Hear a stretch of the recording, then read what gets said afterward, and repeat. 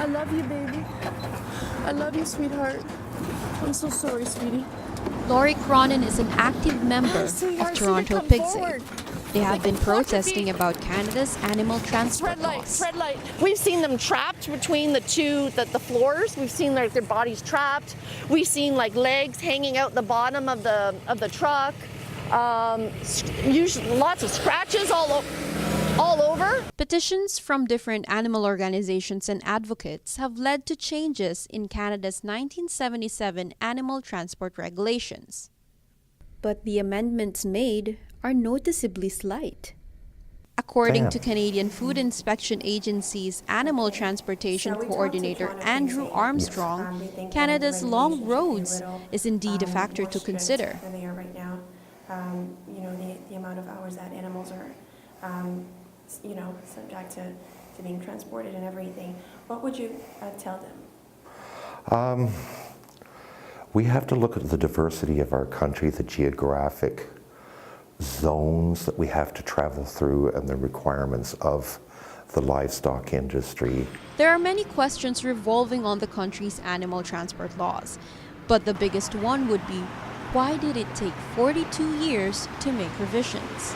Agriculture is a huge part of economic development and business in Canada, so you have to do a conscientious effort and listen to the stakeholders, propose legislation, receive comments back, look at science and world trade agreements and where the international scene is going as well.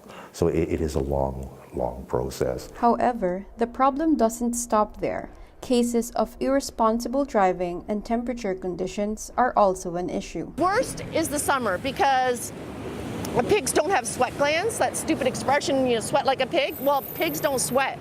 So they can't control their body heat. So if they overheat, they die.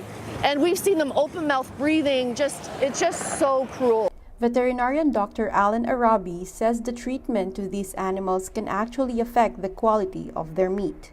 The animals need to have food and water. When there is no enough nutrients, we start to use their own body fat or some muscles or whatever is inside, because there is no food.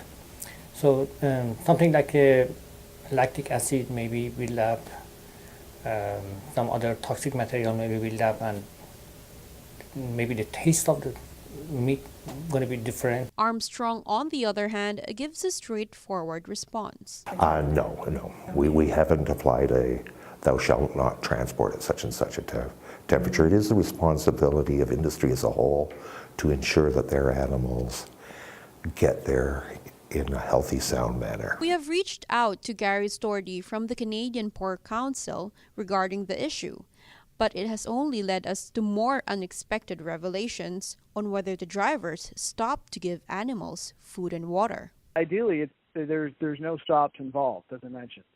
However, when stops are involved, the driver may have to whether use the washroom or stop for a lunch or grab something to eat, in those circumstances. So how about the animals then? Do they give water to the animals, or is this the driver's lunch and water? Well, it depends in a sense that you're asking for. Most likely, they are not given water because that is part of the I guess you could say the HACCP principle. No solid plans regarding temperature conditions, and it looks like stops are not even for the animals. This is most likely what motivates people like Cronin and other animal welfare groups. Can you feel the heat inside? Feel the heat. Have a good look at the pigs. This is what you show the CFIA. Oh, look at them. They're just staring. For CA News, Hi, sweethearts. I'm Paula Serraza. We love you.